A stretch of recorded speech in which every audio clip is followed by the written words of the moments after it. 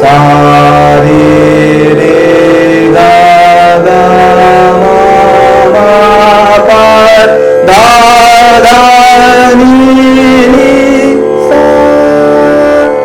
याच्यात एकच सा मोजतो आपण. सा नी धा धा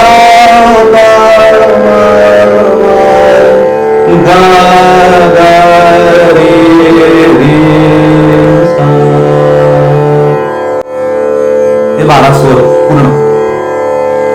मग या 12 स्वरांमधून असे किमान 5 स्वर किंवा 6 स्वर 7 स्वर काय काय म्हणलं मी 12 स्वरांमधून असे किमान 5 स्वर 6 स्वर किंवा 7 स्वर जे राग निर्माण करू शकतील किंवा एखादी धून निर्माण करू शकतील असं म्हणून जी खेळून ठेवू शकणारी धून. परत सांगतो मी त्याला आपण राग म्हणायचं सोपं.